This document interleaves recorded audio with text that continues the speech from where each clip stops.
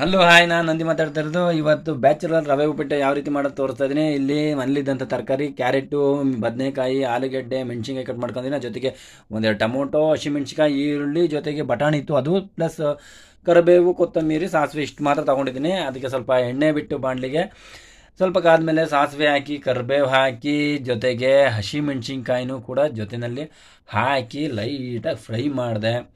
Fry ಮಾಡ್ತಾ ಮಾಡ್ತಾ ಮಾಡ್ತಾ ಮಾಡ್ತಾ ಅದು ಸ್ವಲ್ಪ ಹೊತ್ತು ಆದ ತಕ್ಷಣ ಸ್ವಲ್ಪ ಈರುಳ್ಳಿ ತೆಗೆದು ಹಾಕಿ ಅದನ್ನು ಸ್ವಲ್ಪ ಫ್ರೈ ಮಾಡಿದೆ.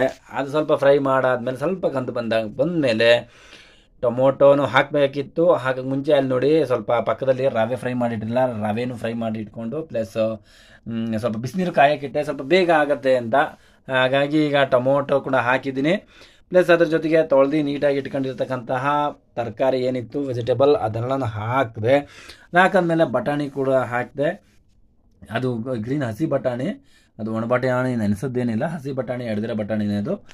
ಅದು ಲೈಟಾಗಿ ಫ್ರೈ ಮಾಡಿ ಏನು ಮಾಡಿದೆ, ಅಲ್ಲೇ ಪಕ್ಕದಲ್ಲಿ ನೀರು ಮಳ್ತಾ ಇದೆ ನೋಡಿ, ಆ ಮಳ್ತಾ ಇರೋ ನೀರನ್ನು ತೆಗೆದು ಇದಕ್ಕೆ ಹಾಕ್ತೀನಿ ನೋಡಿ. ಇಲ್ಲಿ ಹಾಕ್ತಾ ಇದ್ದೀನಿ ನೋಡಿ. ಅದು ಹಾಕಿದಾಗ ಏನಾಗುತ್ತೆ, ಬೇಗ ಕುದಿ ಬರುತ್ತೆ, ಬಟ್ ಬೇಗ ಕೆಲಸ ಆಗುತ್ತೆ. ಅಂದರೆ ನಮಗೆ ಟಿಫನ್ ಅರ್ಜೆಂಟ್ ಇತ್ತು ಅಂದರೆ ಈ ರೀತಿ ನಾವು ಪ್ಲ್ಯಾನ್ ಮಾಡ್ಕೊಂಡ್ರೆ ತುಂಬ ಅನುಕೂಲ. ಅದ್ರ ಜೊತೆಗೆ ಅದಕ್ಕೆ ಉಪ್ಪು ಮತ್ತು ಅರಿಶಿನ ಎಷ್ಟು ಬೇಕಷ್ಟೇ ಇನ್ಕ್ಲೂಡಿಂಗ್ ಆ್ಯಡ್ ಮಾಡಿಕೊಂಡೆ.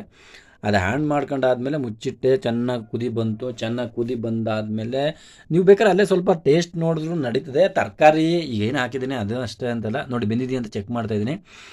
ಮನೆಯಲ್ಲಿ ಎಕ್ಸ್ಟ್ರಾ ಬೀನೀಸು, ಟೊಮೊಟೊ ಎಕ್ಸ್ಟ್ರಾ ಏನಾರ ಅಡಿಷನಾಗಿ ಸೇರಿಸ್ಕೋಬೋದು. ಸ್ವಲ್ಪ ನೀರು ಕಡಿಮೆ ಇತ್ತು ಅಂದ್ಬಿಟ್ಟು ನೀರು ಇನ್ಕ್ಲೂಡಿಂಗ್ ಆ್ಯಡ್ ಮಾಡಿದ್ದೀನಿ. ಆಮೇಲೆ ಹುರಿದಿಟ್ಕೊಂಡಿರೋಂತಹ ರವೆ ಏನಿತ್ತು ಅದನ್ನು ಆ್ಯಡ್ ಮಾಡಿ ಚೆನ್ನಾಗಿ ಸ್ವಲ್ಪ ಮಿಕ್ಸ್ ಮಾಡಬೇಕು. ಅದನ್ನು ಮಿಕ್ಸ್ ಮಾಡಿದಾಗ ಅದು ಚೆನ್ನಾಗಿ ಸ್ವಲ್ಪ ರವೆ ಏನಾಗುತ್ತೆ, ಚೆನ್ನಾಗಿ ಅಳ್ತದೆ, ಅಂದರೆ ಜಾಸ್ತಿ ಆಗುತ್ತೆ, ಅದು ಕ್ವಾಂಟಿಟಿ ಜಾಸ್ತಿ ಆಯ್ತಾ ಬರುತ್ತೆ. ಅದು ಮುಚ್ಚಿಟ್ಟು ಸ್ವಲ್ಪ ಉರಿ ಸ್ಲಿಮ್ಮಲ್ಲಿ ಇಟ್ಟ ಮೇಲೆ ನೋಡಿ ಈ ಒಂದು ರೀತಿ ಉಪ್ಪಿಟ್ಟು ರೆಡಿ ಆಯಿತು. ಆಲ್ಮೋಸ್ಟ್ ಆದಂಗೆ ರೆಡಿ.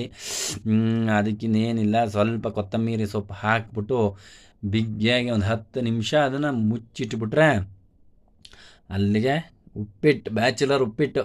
ಯಾವ ಉಪ್ಪಿಟ್ಟಿಗೇನು ಕಮ್ಮಿ ಇಲ್ಲ ರೀ. ಮಾಡಿದ್ರೆ ಹೆಂಗಾಗುತ್ತೆ ಗೊತ್ತಾ, ಇಟ್ಟೆ ತಿರ್ಗಾ ಅದನ್ನು ತಗೊಂಡು ಪ್ಲೇಟ್ಗೆ ಸರ್ವ್ ಮಾಡ್ತಾಯಿದ್ದೀನಿ ನೋಡಿ. ಪ್ಲೇಟಿಗೆ ಸರ್ವ್ ಮಾಡ್ಕೊಂಡು ಒಂದು ಸ್ಪೂನಲ್ಲಿ ಉಫ್ ಅಂತ ಬಿಸಿ ಆರಿಸ್ಕೊಂಡು ಬಾಯಿ ಬಿಟ್ಟ. ಓಕೆ ಬಾಯ್, ನೀವು ಟ್ರೈ ಮಾಡಿ ನೋಡಿ.